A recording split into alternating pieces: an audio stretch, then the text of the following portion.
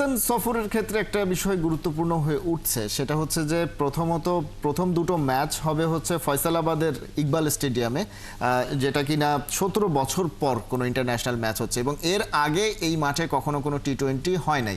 এবং লাস্টের যে 3টা ম্যাচ সেটা হবে গাদ্দাফি স্টেডিয়ামে, সেটা রেনোভেট করার পরে এই প্রথম ম্যাচ হচ্ছে সেখানে। অর্থাৎ দুটো মাঠই বলতে গেলে নতুন এবং অভিজ্ঞতার বেশ অভাব থাকবে দুই দলের জন্যই।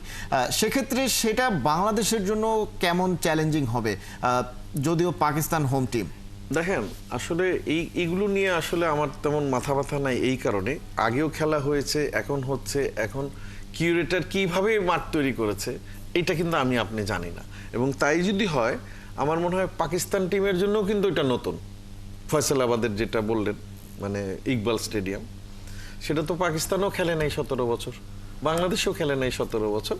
তো সেই ক্ষেত্রে প্রথম একটা খেলা গেলেই কিন্তু বোঝা যাবে। আর ইভেন আপনি দেখবেন যে কোনো দেশে আপনি যান, ওই কিউরেটর কিভাবে, ইভেন ধরেন ঢাকা, আমি একটা উদাহরণ দিয়ে বলি, ঢাকা স্টেডিয়ামে আপনি যদি এখন কিউরেটর বদলিয়ে দেন, তার একটা চিন্তাধারার মতো করে কিন্তু একটা পিচ হবে।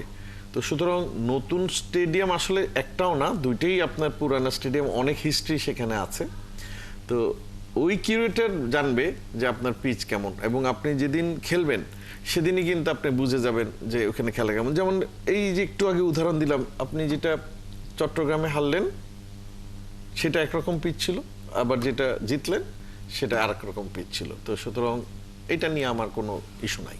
জি, সেক্ষেত্রে আমরা জানি যে পাকিস্তানে সাধারণত একটু ব্যাটিং ফ্রেন্ডলি হওয়ার সম্ভাবনা বেশি, স্পেশালি যখন ওয়ার্ল্ড কাপের আগে প্রস্তুতি ম্যাচের চিন্তা ভাবনা করছে। পাকিস্তানও বাংলাদেশে আসবে এরপরে, অর্থাৎ তারাও চিন্তা করছে টি-20 ওয়ার্ল্ড কাপের প্রস্তুতি নেওয়ার ব্যাপারটা। সেক্ষেত্রে হয়তোবা উইকেটটা একটু স্পোর্টিং হবে, হয়তোবা একটু বেশি রান আসবে যেহেতু টি-20 ম্যাচ। সেক্ষেত্রে বাংলাদেশের ব্যাটিং যে দুর্বলতাটা রয়েছে, বোলাররা তো বেশ কিছুদিন বরাবরই ভালো করে থাকেন, ব্যাটিংয়ের দুর্বলতাটার কারণে হয়তোবা বোলারদের পারফরমেন্সটা খুব একটা কাজে আসে না।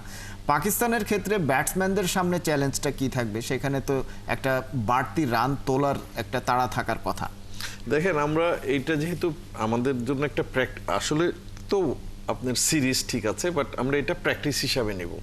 উই শুড আপনার অ্যালাউ আমাদের যেসব ইয়াংস্টার আছে বা যারা নতুন, তাদেরকে চান্স দেওয়া উচিত এই সব ক্ষেত্রে। এবং আপনাকে একটা কথা বলি, স্পোর্টিং বলতে আমি বুঝাই আমার কাছে সেটা হচ্ছে ব্যাটিংও বোলিংও সেম থাকবে। আমি যদি ব্যাটিং পিচই তৈরি করে দিলাম, তার স্পোর্টিং পিচ বলা যাবে না। কারণ এইখানে আমার দেখতে হবে আমাদের পেস অ্যাটাক স্পোর্টিং উইকেটে কেমন বল করে, আমাদের স্পিনার্স স্পোর্টিং উইকেট কেমন বল করে, এবং ব্যাটসম্যান কেমনে ট্যাকেল করে, সেইটা হবে স্পোর্টিং। আর যদি ব্যাটিং ফ্রেন্ডলি হয়ে যায়, তখন সেখানে তো আপনার স্পিনার আর ব্যাটসম্যানদেরই থাকবে। কারণ আপনি জানেন না যে ওয়ার্ল্ড কাপে আপনার কীরকম পিচ থাকবে। তো সুতরাং পাকিস্তান বাংলাদেশের মানে ধরেন মান, আমি বলবো যে পিচের কথা বলছি, খেলার না, যে মোটামুটি একই। এবং এখন ওনারা কোনটা চাচ্ছে, আমি কি চাচ্ছি, এগুলো সব কম্বিনেশন ওখানে আছে কি না, এটা হলো দেখার বিষয়। কারণ পিচ, ওই যে বললাম, পিচটা ইস্যু না, আপনার প্রফেশনালদের কি হয়। যেমন বাংলাদেশ কিন্তু এখন আর নতুন দল না, মানে ক্রিকেটের অঙ্গনে বাংলাদেশ এখন পদচারণা অনেক দিনের।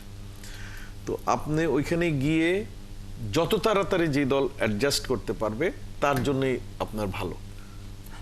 সেটাই আসলে আমরা প্রত্যাশা করতে চাই, বাংলাদেশ দল একটু দ্রুত অ্যাডজাস্ট করতে পারুক এবং যে উদ্দেশ্যটা নিয়ে আসলে এই সিরিজটা টি-20 ওয়ার্ল্ড কাপ, সেই প্রস্তুতিটা কেমন হয় সেটাও আসলে দেখার অপেক্ষা থাকবে। আমাদের সময় একেবারে শেষ পর্যায়ে। আনোয়ার ইকবাল মিতু, অনেক ধন্যবাদ খেলা জগতে যুক্ত হওয়ার জন্য।